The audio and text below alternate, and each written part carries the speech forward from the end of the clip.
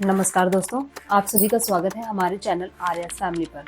तो दोस्तों, आज हम डिस्कस करने वाले हैं इंडिया और पाकिस्तान के बारे में कि इंडिया और पाकिस्तान अलग कब हुए, क्यों हुए और किसकी वजह से हुए। तो आइए जानते हैं।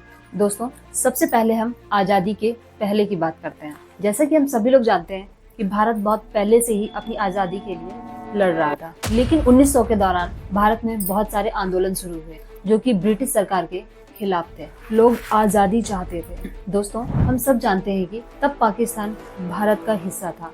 उस समय सबसे बड़ी पार्टी एक ही हुआ करती थी, इंडियन नेशनल कांग्रेस, और यह पार्टी 28 दिसंबर 1885 में बनी। इसे हिंदू ही चलाते थे और बाद में इसमें बहुत सारे लोग शामिल हुए, जैसे नेहरू जी, गांधी जी और जिन्ना। और 28 दिसंबर 1906 को ढाका में मुस्लिम लीग की स्थापना हुई और यह पार्टी मुसलमानों की अधिकारों की रक्षा करने के लिए बनी। और वहीं 1913 में जिन्ना इस पार्टी में शामिल होता है और आगे चलकर वह इस पार्टी का मुख्य नेता बन जाता है। दोस्तों, पार्टी का मानना था कि कांग्रेस पर हिंदुओं का प्रभाव है, इसलिए मुसलमानों के मुद्दे और उनके अधिकारों को दबा दिया जाएगा। ऐसी सोच रखने वाले लोगों ने इस पार्टी को बनाया था। बाद में मुस्लिम लीग ने खुद को मुसलमानों के रहनुमा के रूप में पेश किया।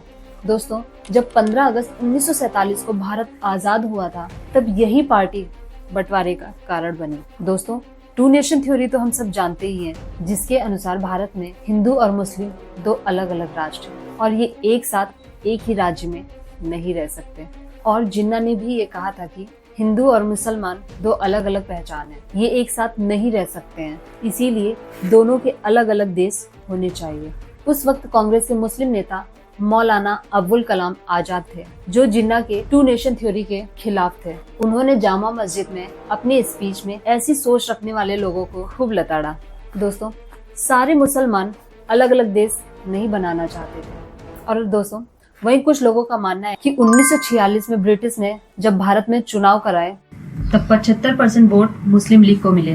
दोस्तों, उस समय वोट डालने का अधिकार सिर्फ पैसे वाले मुसलमानों को ही था। अगर सबको मिलाकर देखा जाए तो सिर्फ 9% लोगों ने ही वोट डाले थे। तो 75% वाले लोग ये समझ लें कि वे सिर्फ 9% ही हैं। तो दोस्तों, अब बात करते हैं लॉर्ड माउंटबेटन की, जो 22 मार्च 1947 को भारत पहुंचे। उन्हें पहले से ही बता दिया गया था कि जिन्ना पाकिस्तान को अलग करने के लिए खड़े हैं। बंटवारे का प्लान बनाने के लिए लॉर्ड माउंटबेटन अपनी वाइफ के साथ शिमला चले गए और वहां पर उन्होंने एक प्लान बनाया और उसकी कॉपी उन्होंने नेहरू जी को दी, जिसे पढ़कर नेहरू जी भड़क गए और उन्होंने इनकार कर दिया।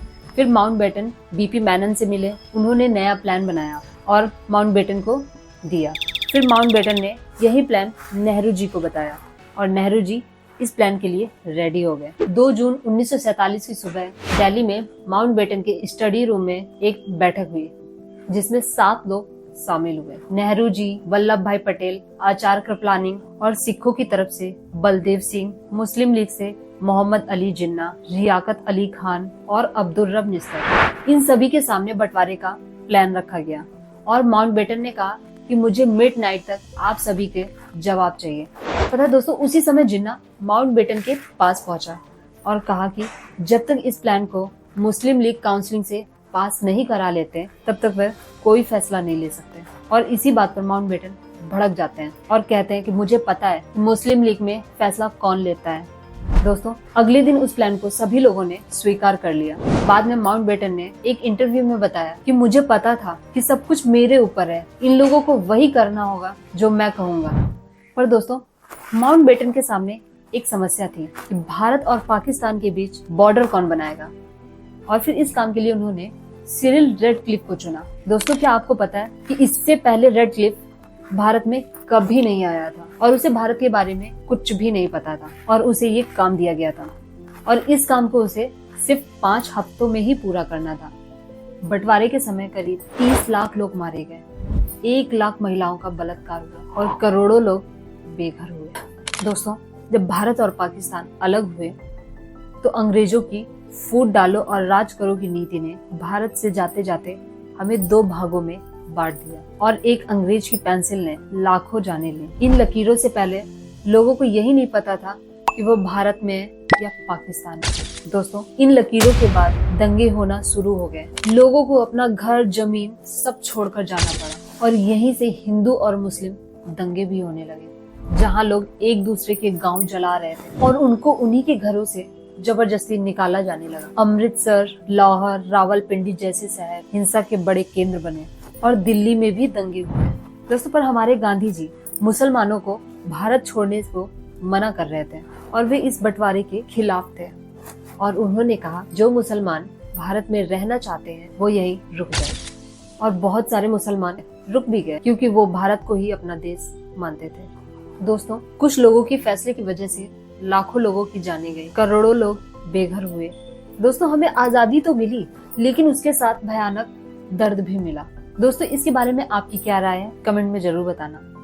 दोस्तों, हम कश्मीर, भारत और पाकिस्तान के संबंधों के बारे में नेक्स्ट वीडियो में बात करेंगे। वीडियो को लाइक और चैनल को सब्सक्राइब जरूर करना क्योंकि इससे हमें मोटिवेशन मिलता है। तो मिलते हैं अगले पार्ट में, तब तक के लिए राधे राधे।